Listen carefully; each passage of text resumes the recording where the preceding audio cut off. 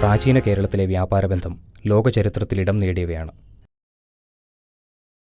ജലഗതാഗതത്തിൻ്റെ പ്രാധാന്യം മനസ്സിലാക്കി അക്കാലത്ത് വള്ളക്കടവ് മുതൽ വർക്കല വരെ നിർമ്മിച്ച ജലപാതയായിരുന്നു പാർവതി പുത്തനാർ.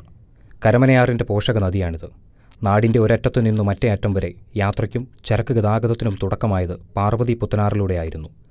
1824 റാണി ഗൗരിഭായിയാണ് ഇത് നിർമ്മിക്കുവാൻ മുൻകൈയെടുത്തത്.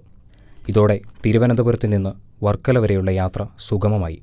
എന്നാൽ വടക്കൻ കേരളവുമായുള്ള വ്യാപാരത്തിന് തടസ്സം വർക്കലക്കുന്നായിരുന്നു. ആയില്യം തിരുനാളിൻ്റെ അനുമതിയോടെ 1867 ദിവാൻ ടി മാധവറാവുവിൻ്റെ നേതൃത്വത്തിലാണ് വർക്കലക്കുന്ന് തുരന്ന് ടണൽ നിർമ്മിക്കുവാൻ തുടങ്ങിയത്. തുടർന്ന് വില്യം ബാർട്ടൻ്റെ നേതൃത്വത്തിലുള്ള യൂറോപ്യൻ കമ്പനിക്ക് നിർമ്മാണ ചുമതലയും ഏൽപ്പിച്ചു. ചെറുതും വലുതുമായ 2 ടണലുകൾ വർക്കലത്തുരപ്പിൽ ഉൾപ്പെട്ടിരുന്നു. 1880 10 ലക്ഷം രൂപ ചെലവിൽ വർക്കലത്തുരപ്പിൻ്റെ നിർമ്മാണം പൂർത്തിയായി. ഇതോടെ തിരുവിതാംകൂറിലെ വ്യാപാരത്തിന് വഴിത്തിരിവായ ജലപാതയായി വർക്കലത്തുരുത്ത് മാറി.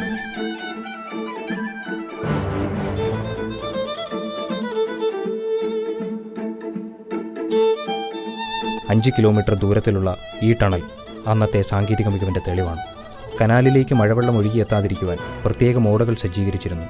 ഇതോടെ TS കനാൽ കേരള ചരിത്രത്തിലെ ഒരു നാഴികക്കല്ലായി.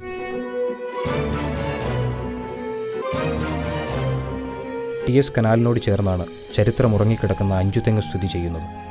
തിരുവിതാംകൂറിൻ്റെ വ്യാപാരബന്ധം ഉറപ്പിക്കുവാനായിരുന്നു അഞ്ചുതെങ്ങിൽ വിദേശ ശക്തികൾ കടന്നെത്തിയിരുന്നത്.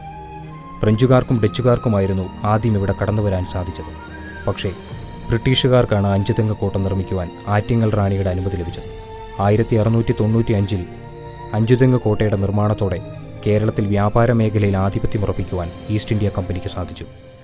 ഈ അഞ്ചുതെങ്ങ് കോട്ടയെ ബ്രിട്ടീഷുകാർ അഞ്ചങ്കോ കോട്ടയെന്ന് വിളിച്ചു. ബോംബെ കഴിഞ്ഞാൽ ഈസ്റ്റ് ഇന്ത്യ കമ്പനിയുടെ വലിയ സംഭരണശാലയായിരുന്നു അഞ്ചുതെങ്ങ് കോട്ട. കോട്ടയോട് ചേർന്ന് 1704 അന്തരിച്ച ജോൺ ബാബേണിൻ്റെയും അദ്ദേഹത്തിൻ്റെ ഭാര്യ ഡി ബോക്കിൻ്റെയും കല്ലറ സ്ഥിതി ചെയ്യുന്നു. വിദേശ കപ്പലുകൾക്ക് വഴികാട്ടിയായി കൂറ്റൻ വിളക്കുമരവും തലയുയർത്തി നിൽക്കുന്നുണ്ട്.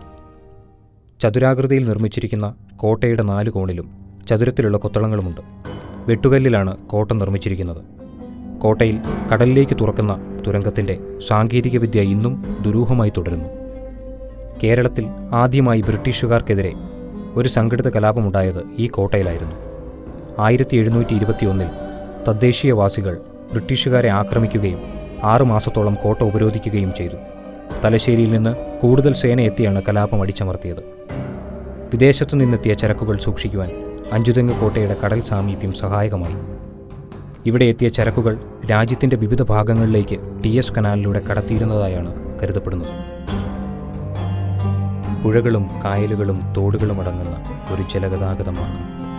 അതിലൂടെ തുഴയെറിഞ്ഞു പോയ കേവുവള്ളങ്ങളും കെട്ടുവള്ളങ്ങളും കയറ്റിയിറക്കിയത് ചരക്കുകൾ മാത്രമല്ല, വലിയൊരു സംസ്കാരം കൂടിയായിരുന്നു. ഇപ്പോൾ ഇവിടെ ഒഴുകാൻ ഓർമ്മകൾക്ക് പോലും ഇടമില്ല.